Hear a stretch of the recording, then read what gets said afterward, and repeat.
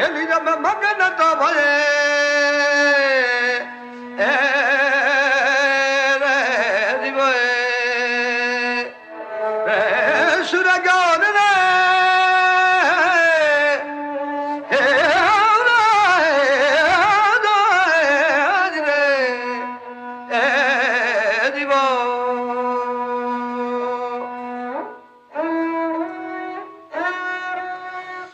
घरी की सिर तिलक चलत गेंद गद चाल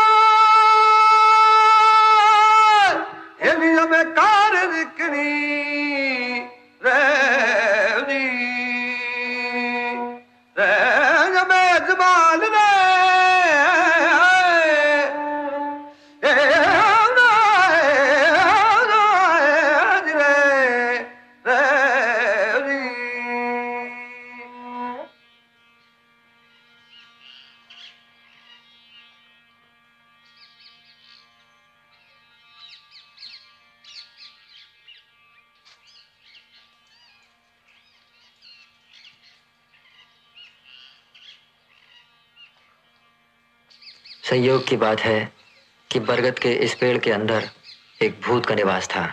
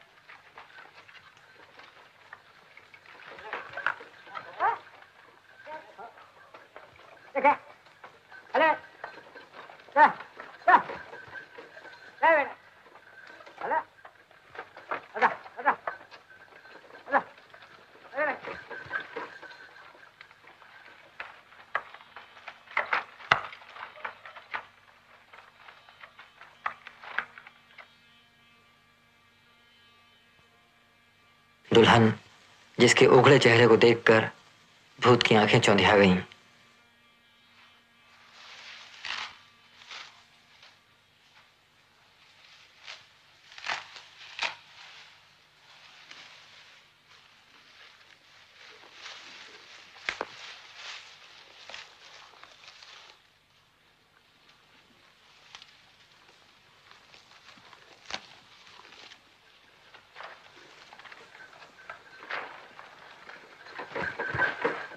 दुल्हन के शरीर में प्रवेश करने का दुर्विचार आते ही भूत को अचानक दया भाव का अनुभव हुआ। उसके मन में ऐसी उलझन तो पहले कभी नहीं उभरी।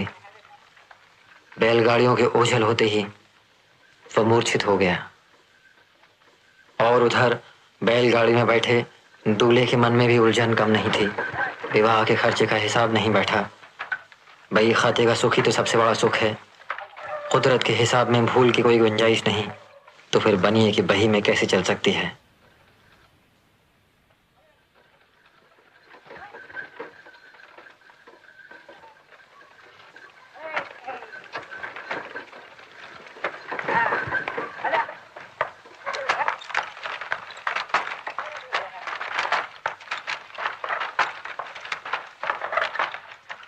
मैंने उनसे कहा, एक बार बाहर तो देखें, ढालू बहुत खूबसूरत लग रहे हैं। नीचे उतरकर 2-3 अंजलि ढालू मेरे लिए ला दें। ढालू तो निपट गवारों की पसंद है। ढालू की ख्वाहिश तुम्हें हुई कैसे? इच्छा हो तो गांठ खोलकर छुहारे खा लो, नारियल खा लो। आप न जाना चाहें तो मैं तोड़ लाऊं। इन कुत्ते ढालुओं की घर पहुंचने के बाद बात भी मत करना, लोग हंसेंगे। हंसने दो। दुल्हन तो इतना कहकर अविलंब बैलगाड़ी से बाहर आ गई।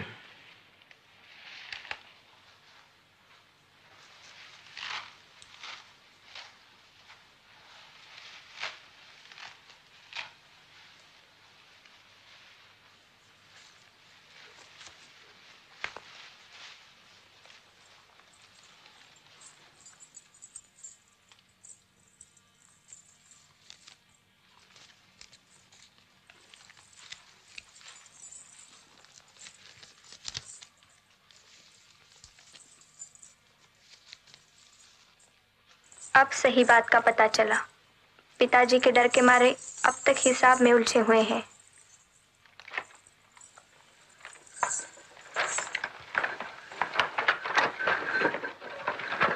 विवाह होना था सो हो चुका, पर हिसाब तो अभी बाकी है।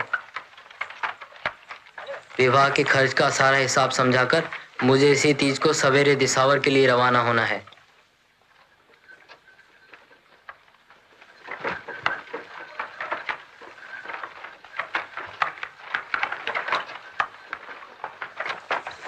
शायद तुम्हें मालूम नहीं, लेकिन ऐसा अच्छा मुहूर्त अगले 7 वर्षों में फिर नहीं आएगा।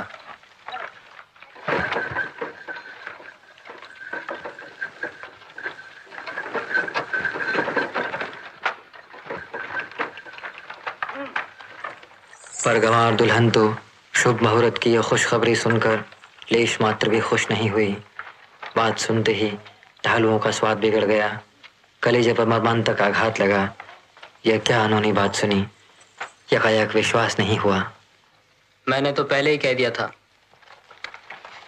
ये ढालू तो गंवारों की चीज है। बड़े आदमियों को अच्छे नहीं लगते।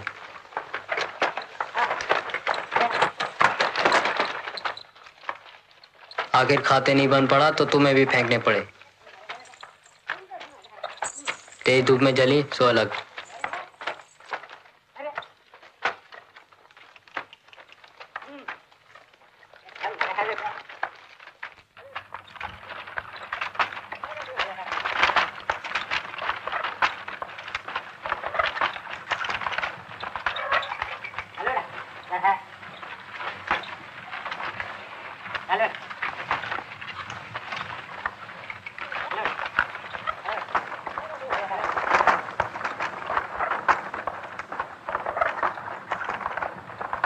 दुल्हन ने कुछ जवाब नहीं दिया। बैलगाड़ी के अंदर जैसे बंद चुपचाप बैठी पीहर की बातें सोचने लगी। माँ बाप का वियोग सहा, सहेलियों का साथ,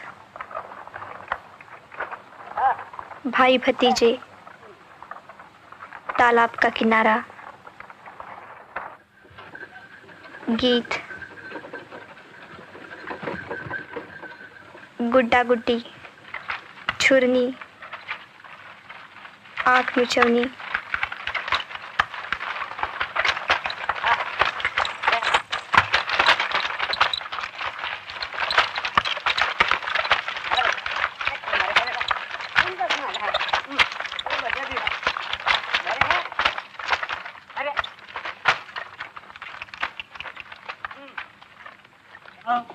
आओ ले आओ, एक एक लेते जाओ। चलो हाँ नीचे उतरो, ले आओ, एक एक लेते जाओ, ले आओ, एक एक लेते जाओ, ले आओ, हाँ ले आओ, चलो जल्दी करो।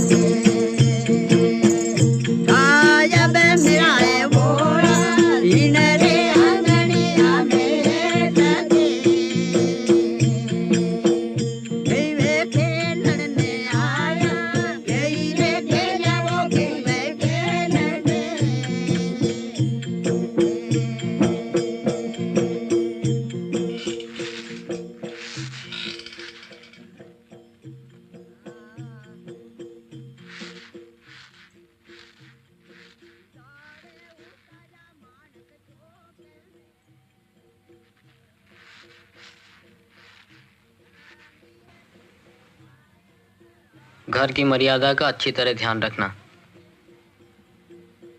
सास ससुर की सेवा बंदगी करना। इंसान की इज्जत तो अपने हाथ में होती है।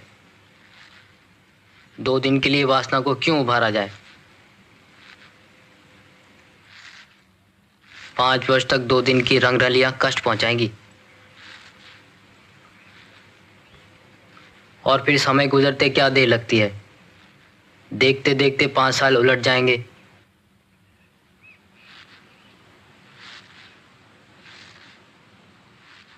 फिर किस बात की कमी?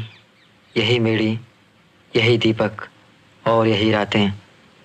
बस वह किसी दुश्चिंता को अपने नजदीक न भटकने दे।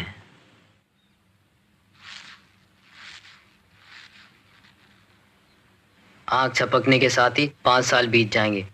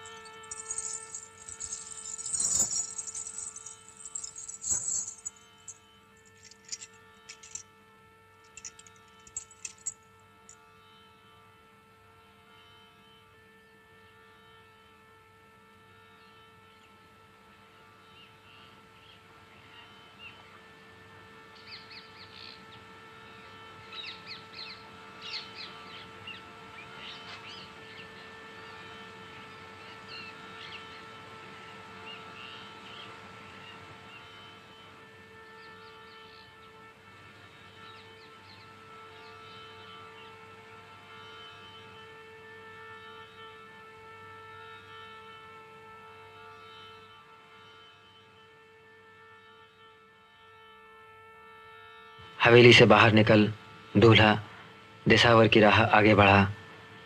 कमर में पैसे की नौली बंधी थी, कंधे से लटकी एक पोटली, कुछ और भी खटर फटर। सामने आकाश में व्यापार, सुख लाभ कमाई का क्या पार।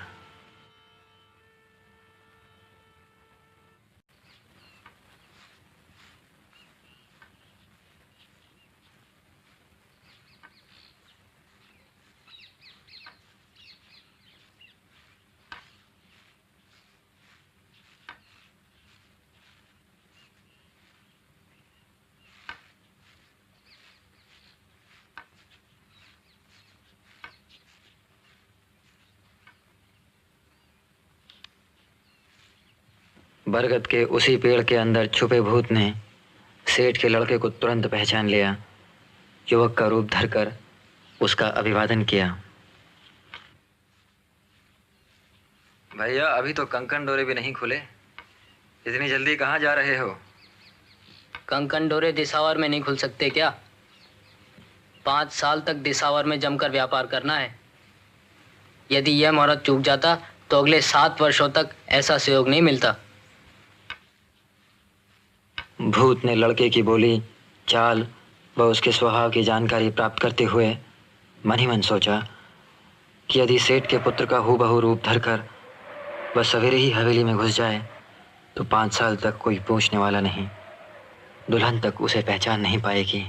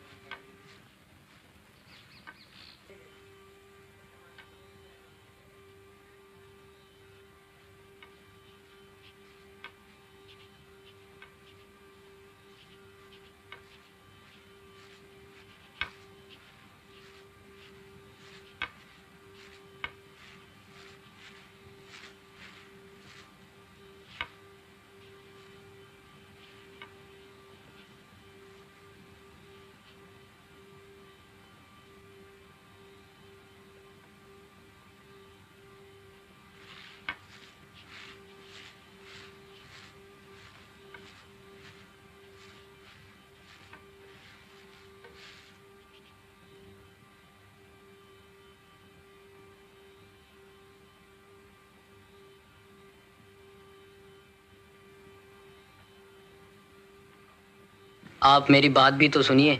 मुझे रास्ते में समाधि लगे एक महात्मा के दर्शन हुए। सारी देह पर दीमक चिपकी हुई थी। मैंने सावधानी से दीमक उतारी, स्नान कराया, खाना खिलाया। तब महात्मा ने खुश होकर मुझे वरदान दिया। सवेरे पलंग से नीचे उतरते ही मुझे 5 मोहरें हमेशा मिलती रहेंगी। दिसावर जाने से वरदान नहीं फलेगा। अब आप जो भी आज्ञा देंगे मानने के लिए तैयार हूं।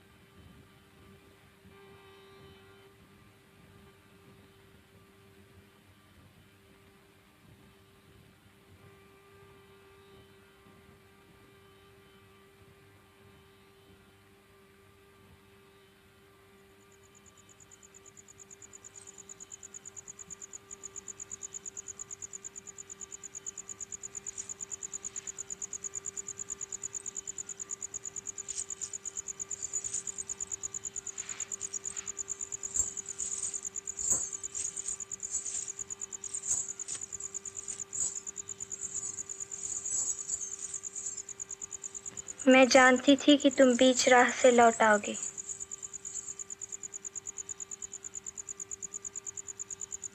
मालूम नहीं तुम्हारी बात सच हुई या नहीं। पहले पता तो कर लो, मैं कोई दूसरा तो नहीं हूं। शायद तुम्हारे पति का रूप धरकर कोई और कहीं तुम्हें छलने तो नहीं आया है।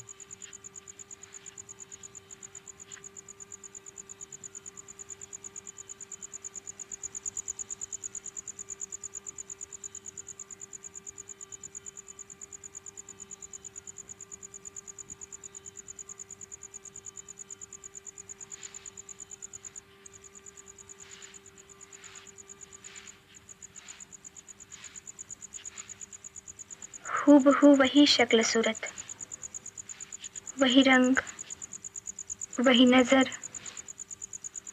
वही बोली, वही हुलिया।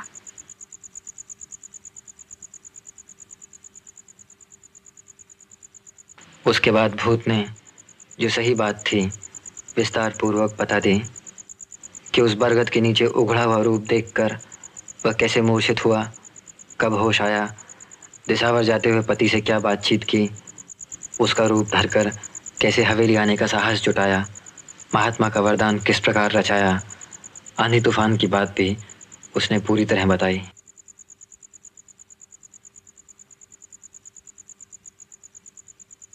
माँ बाप को तो केवल 5 मोहरों और दुकान की कमाई में रुचि है। भेद का खुलासा नहीं करता तो 5 साल तक इस रहस्य का सपने में भी किसी को पता नहीं चलता। तुम तो असली पति समझकर सहवास करती, पर मेरा मन नहीं माना।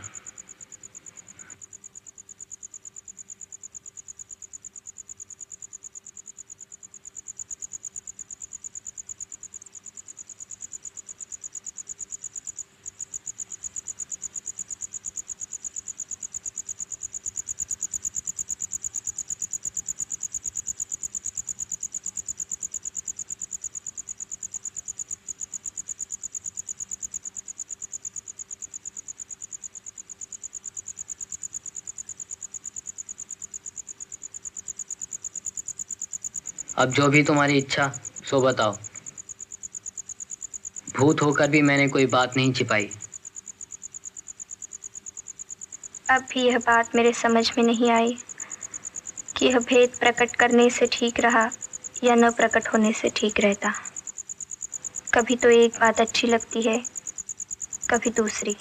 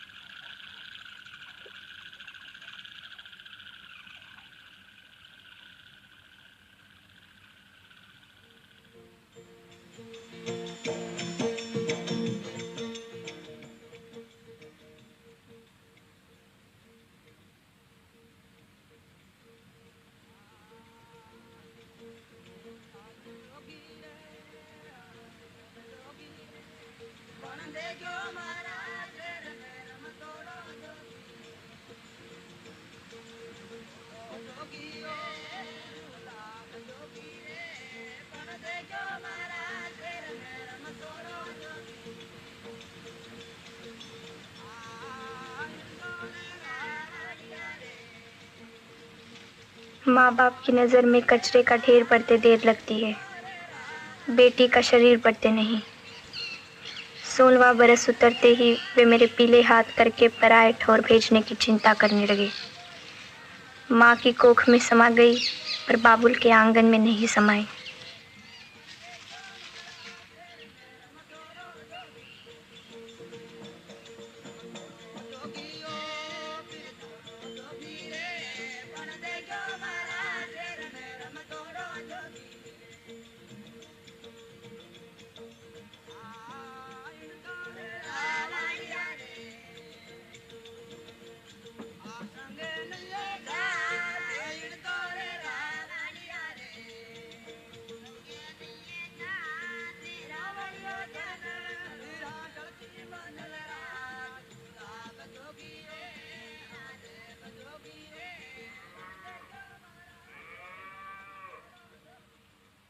व्यापार में डूबा पति जबरन रवाना हुआ तो वह मेरे वश की बात नहीं थी, न भूत की इस आकस्मिक प्रीत के सामने वश चला।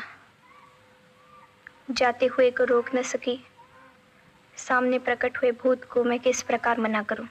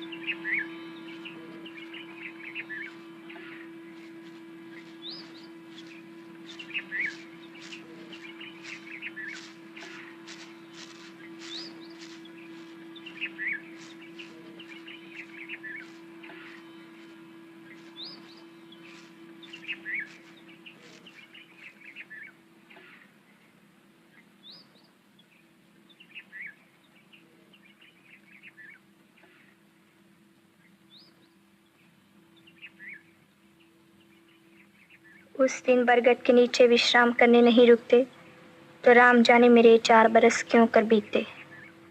मुझे तो लगता है कि बीतते ही नहीं। तुम्हारे दिन तो ज्यों त्यों करके गुजरते ही, पर मेरी क्या हालत होती। झाड़ी झाड़ी कांटों कांटों भूत की योनी पूरी करता रहता।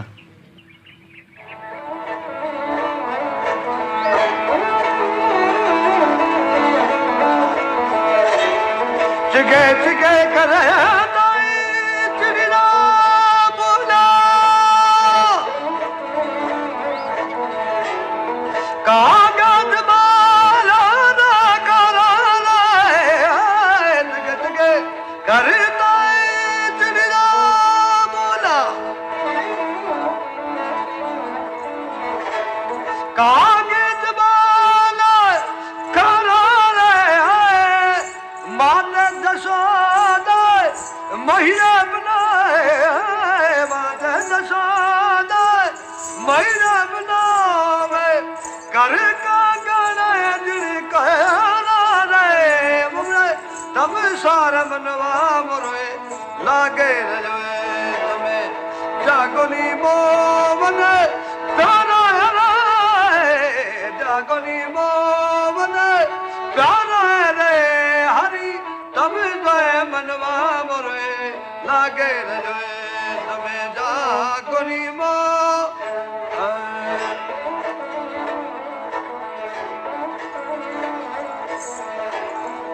कईने कहे गले बंधन छूटा लारार फुराता लवारा लाए कईने कहा गले बंधन छूटा लारार फुराता लवारा लाए सावीर पीनी बना कुरता सावीर पीनी बना कोई चाले घर घर खुलता रे केवाड़ा रे हरी तब सोए मनवा मोरे लागे रजवे तमे जागोनी मो उतरो ले आओ एक लेते जाओ आओ आओ ले आओ एक लेते जाओ चलो। हाँ नीचे उतरो ले आओ एक लेते जाओ ले आओ एक लेते जाओ ले आओ। हाँ ले आओ चलो जल्दी करो ले आओ एक ले आओ चलो ले आओ चलो ले आओ एक ले आओ जल्दी करो चलो ले आओ भाई एक आओ ले तो ले जाओ आओ ले आओ एक आओ लेते जाओ। हाँ नीचे उतरो ले आओ एक लेते जाओ आओ आओ ले आओ एक लेते जाओ चलो। हाँ नीचे उतरो ले आओ एक लेते जाओ ले आओ एक लेते जाओ ले आओ। हाँ ले आओ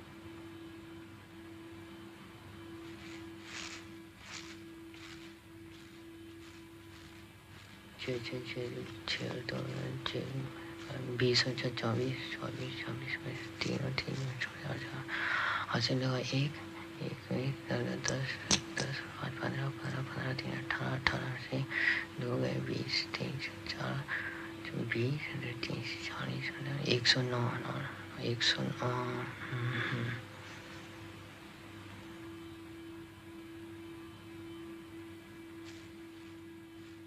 इस बीच आसपास के बनिए मिले। उसको वहां देखकर एकदम भौचक्के से रह गए।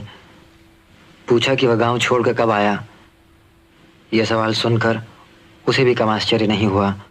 लोगों ने जोर देकर कहा, विस्तार पूर्वक सारी बात बताई, तो भी उसे विश्वास नहीं हुआ। शायद उसकी कमाई उन्हें सहन नहीं होती, विचलित करना चाहते हैं।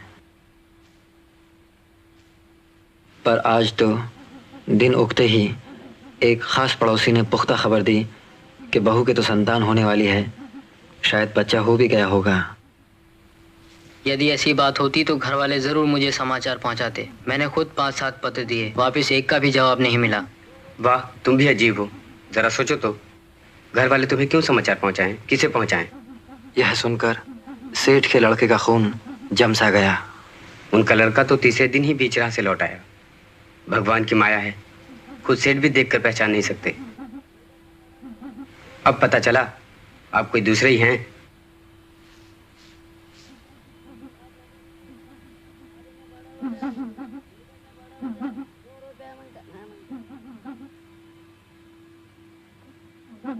गाड़ी में बड़ा होता है, मिलकर में बड़ा होता है, 2 रुपया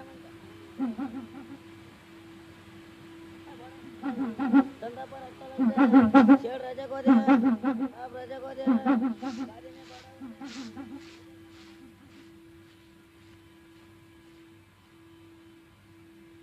भला मैं दूसरा कैसे हुआ?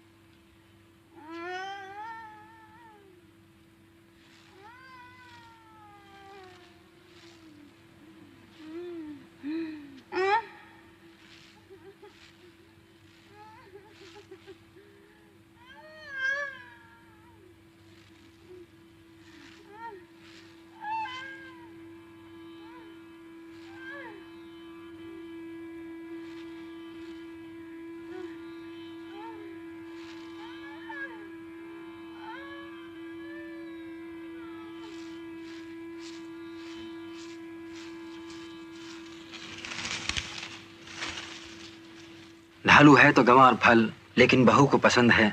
अपनी जेब से तो कुछ देना नहीं पड़ेगा। ऐसा समझकर सेठ के लड़के ने 2-3 अंजलि ढालू कपड़े में बांध लिए।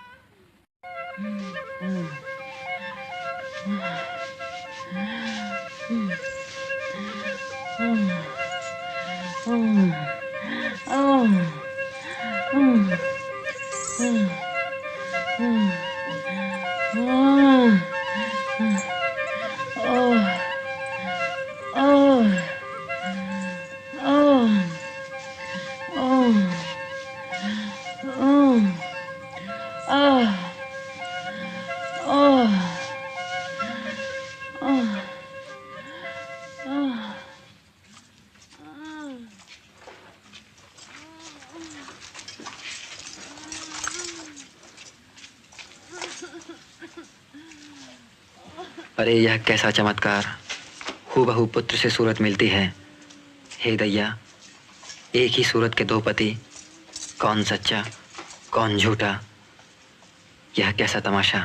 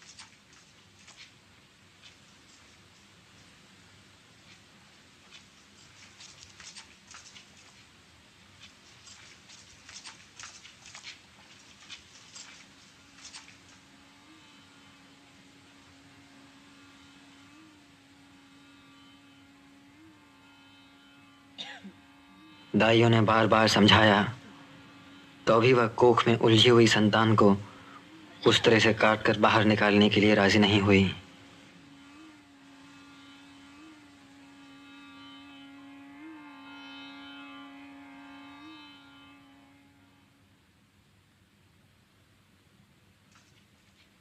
तू है कौन? मेरा लड़का तो तीसरे दिन ही वापस लौट आया। यहाँ तेरी एक भी बदमाशी पार नहीं पड़ेगी।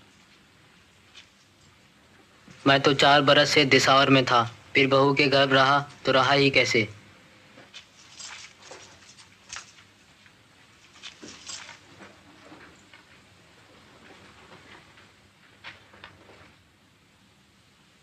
दिसावर में 4 साल तक बेशुमार कमाई करके मैं अपने घर आया। इसमें बदमाशी की क्या बात? तुम्ही ने तो मुझे जबरन व्यापार करने के लिए भेजा था।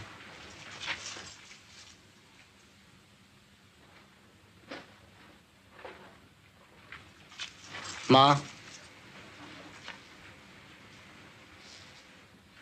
तू भी अपनी कोख से पैदा किए बेटे को पहचान नहीं सकेगी।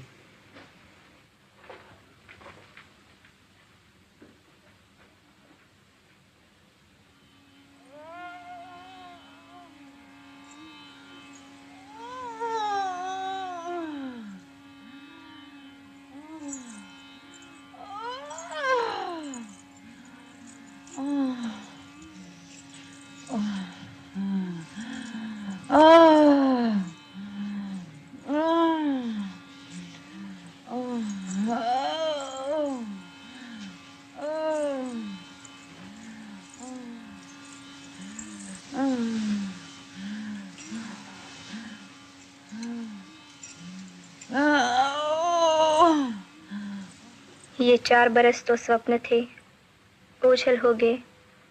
भला सपने का क्या सहारा और कितनी उसकी जड़ें गहरी।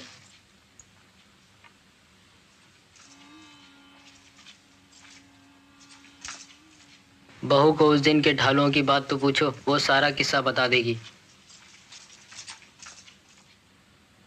पागल कहीं का, बहू तो मौत से जूझ रही है और तुझे ढालुओं का मुआयना चाहिए। दूर फेंक तेरे इन ढालुओं को। इज्जत बचानी हो तो चुपचाप खिसक जा, नहीं तो बेशुमार जूते पड़ेंगे।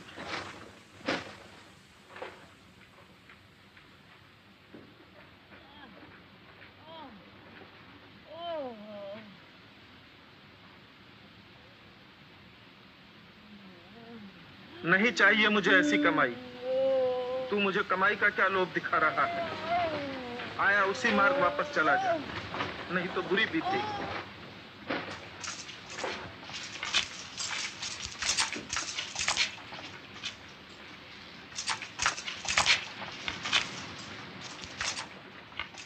सेठ जी, जिंदा मक्खी नहीं निगली जा सकती।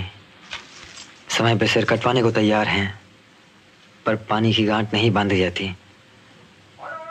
यह युवक बढ़ बढ़ कर कह रहा है, बहू को ढालू वाली बात पूछो तो सही।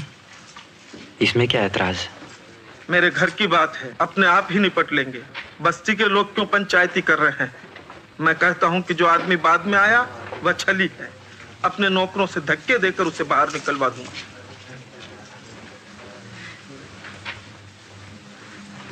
पिताजी, आप ये क्या पागलपन कर रहे हैं? आप जिस तरह चाहें पूरी छानबीन कर लें, यह तो सरासर अन्याय है।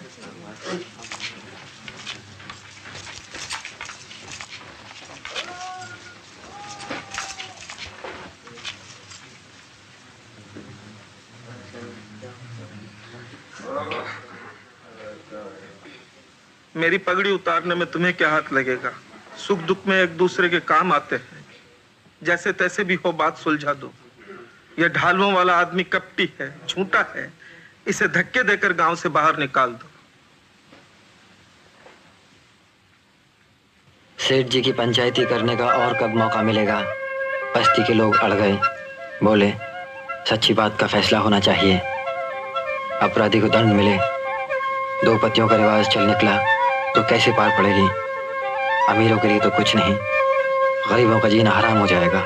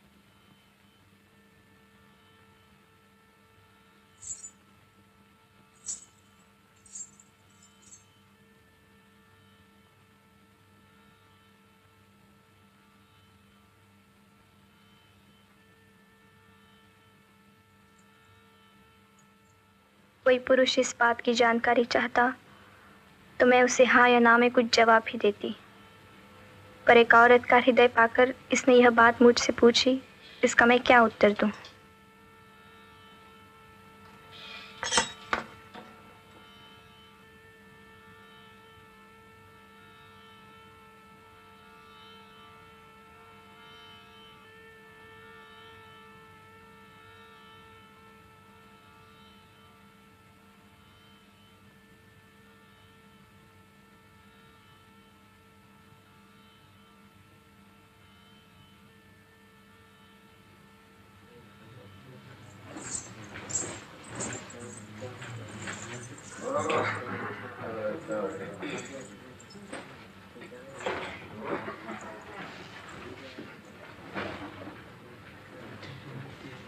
भला ऐसी बातों में औरतें कब सच बोलने लगी? यह न्याय राजा जी के बिना नहीं हो सकता। कोई दूसरा इसमें पंचायती करेगा तो सारी बस्ती आफत में फंस जाएगी। इन दोनों को एक बार राजा जी के हवाले कर दो, फिर राजा जी जाने और सेठ जी जाने।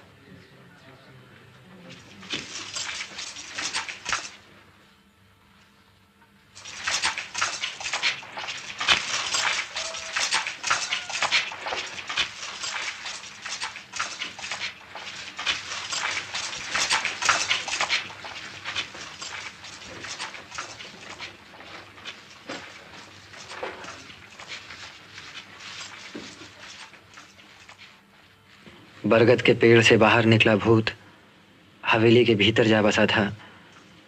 अब गडरिये के न्याय द्वारा इस प्रकार पहले वह छागल के भीतर घुसा दिया गया और फिर छागल के साथ कुएं के अंदर।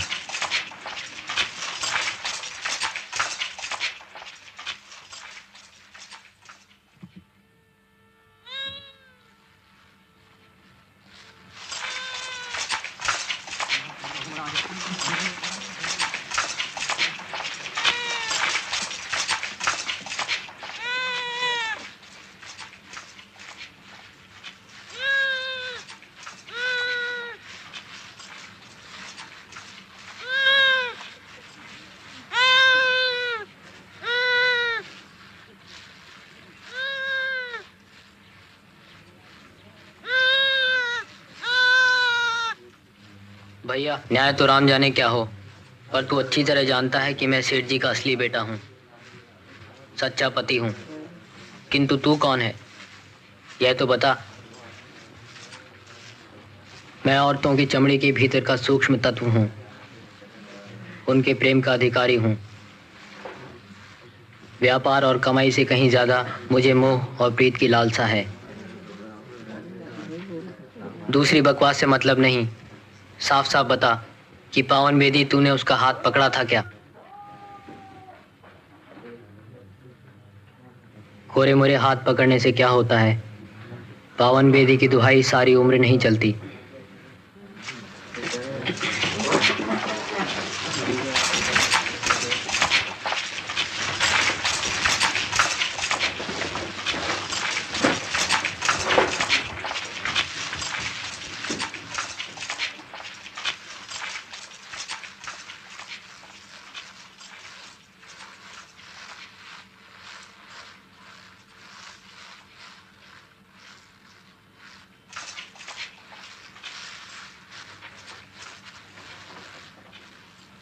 इतने सारे लोग इकट्ठे होके कहाँ जा रहे हो?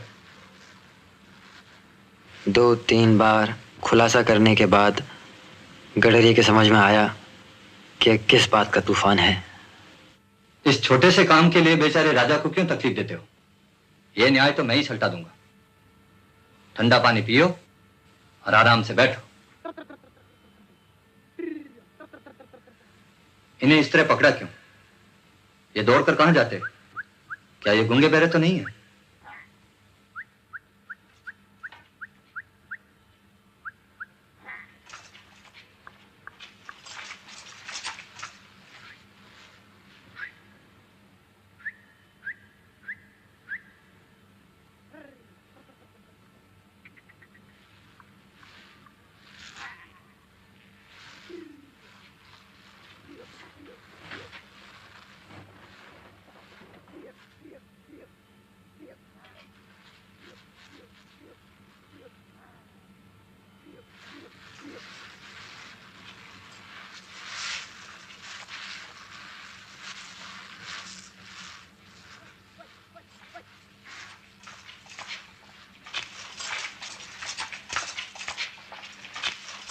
अरे भले आदमियों, दोनों में एक तो झूठा है ही, फिर इतनी तकलीफ क्यों उठाई?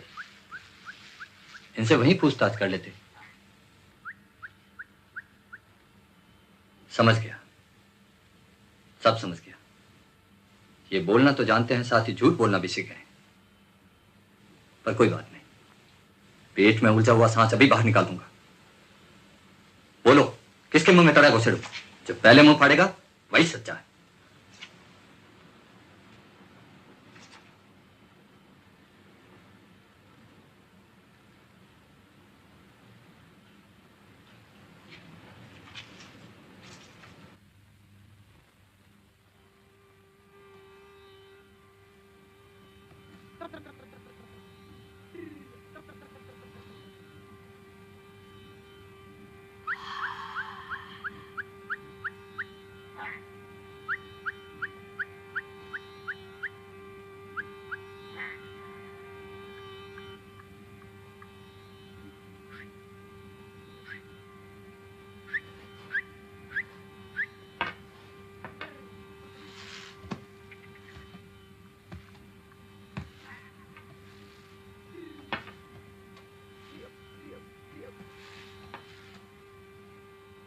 वाह रे पट्टे, शाबाश। तुझ जैसे सच बोलने वाले को इन मूर्ख लोगों ने कितना हैरान किया। पर एक आध परीक्षा और लूंगा, बहम की थोड़ी गुंजाइश भी क्यों रहे।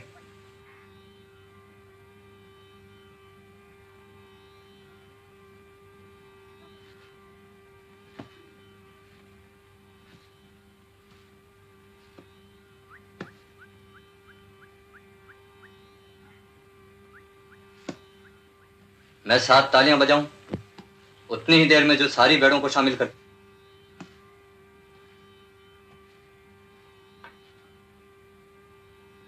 उस खेजड़ी के चारों ओर खड़ी कर देगा, वही सच्चा है।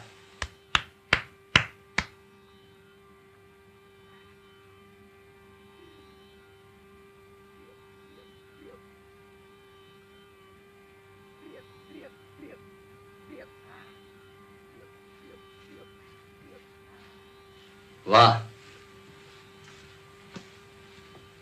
क्या कहना है। सच्चे पति के सिवा इतना हौसला किसका हो सकता है।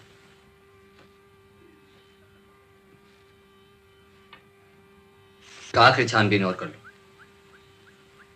थोड़ी देर लगेगी।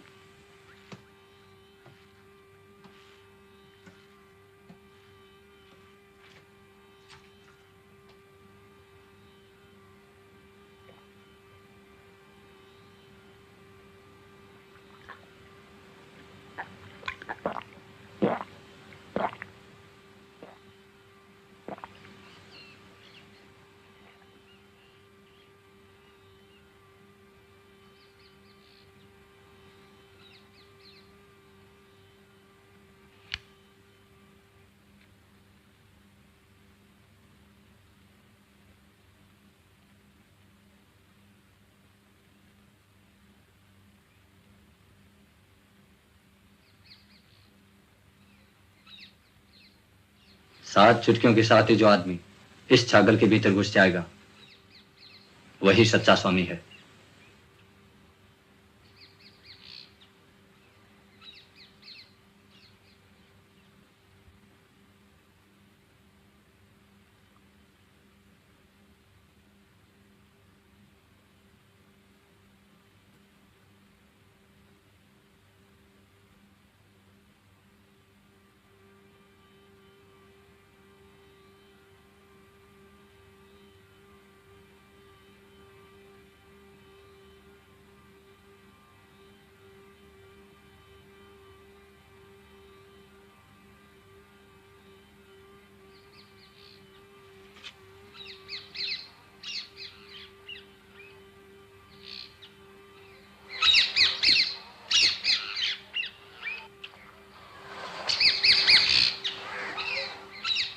न्याय सल्टाने में ये देर लगी। छागल तो मेरी बेकार जाएगी, पर न्याय जला तो सोच विचार कर ही जला। चलो साथ चलते हैं, आज लोगों को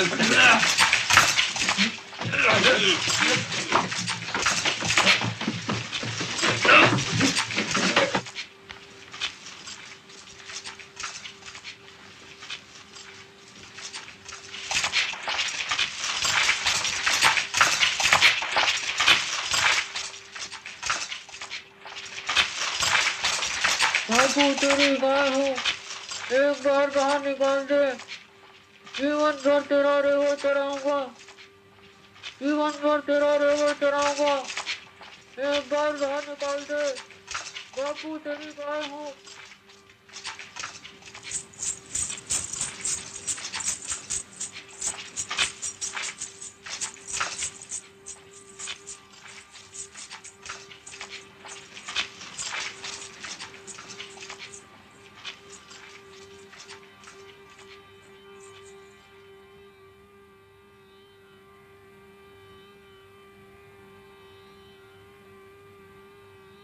बापू तेरी गाय हूँ, एक बार बाहर निकाल दे, जीवन भर तेरा रेवड़ चढ़ाऊंगा, जीवन भर तेरा रेवड़ चढ़ाऊंगा, एक बार बाहर निकाल दे।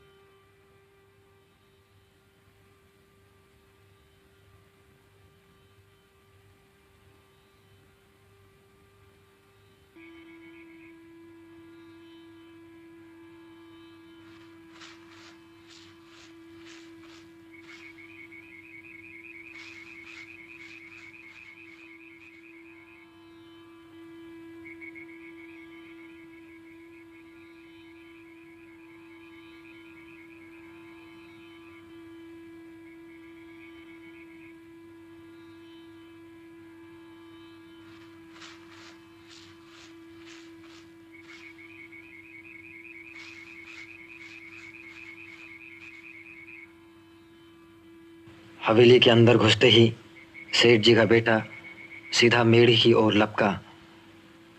एक एक बोल के साथ जच्चा के कलेजे में अंगार सा दहक उठता था। उसके मुंह से कोई आह नहीं निकली। पत्थर की मूर्ति की तरह चुपचाप सुनती रही। पर तुम इतनी गुमसुम क्यों हुई? जन्म देने वाले माँ बाप भी जब नहीं पहचान पाए तो भला तुम क्यों कर सही सही पहचान कर सकती? इसमें तुम्हारा कुछ भी दोष नहीं। पर नालायक भूत पे तो वापस खो भी बीती। ऐसे ही लक्षण थे उसके। छागल के भीतर घुसते ही खूब रोया चिल्लाया। फिर कौन रहम करता? हम ऐसे नादान कब के। आखिर कुएं में फेंकने के बाद ही पीछा छूटा और उसका चिल्लाना बंद हुआ। दुष्ट हरामी कहीं का। आखिर छल का मजा चखा ही दिया।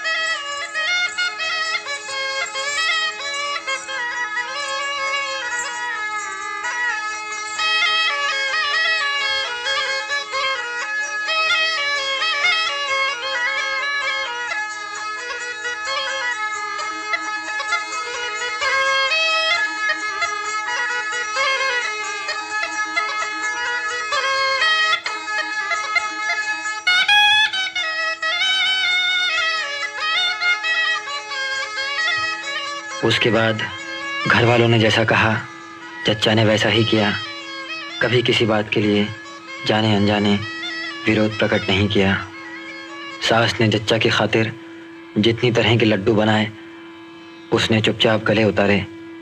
जब सास ने कहा प्रसव के बाद सिर धोया, सूरज पूजा, ब्राह्मण आकर हवन कर गया, औरतों ने सुमधुर गीत गाए, गुड़ की मांगलिक लापसी हुई, सास के कहते ही जलवा पूजी, पीली चुंदरिया ओढ़ी, बिटिया को झूले झुलाया, परिंदे की विद्वत पूजा की, कुमकुम की अल्पनाएं चित्रित की, मेहंदी लगाई, जैसा कहा वैसा किया। कहने पहने ऐसी सुलक्षणा दुल्हन तो सौभाग्य से मिलती है।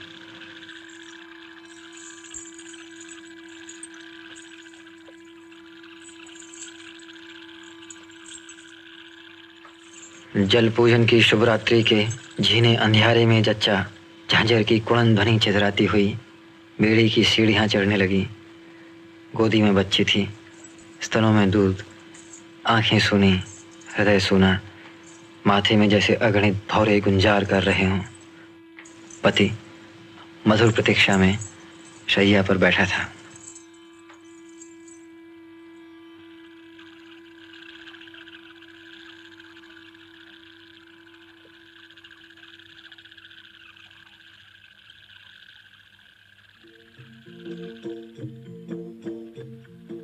Avoye parte,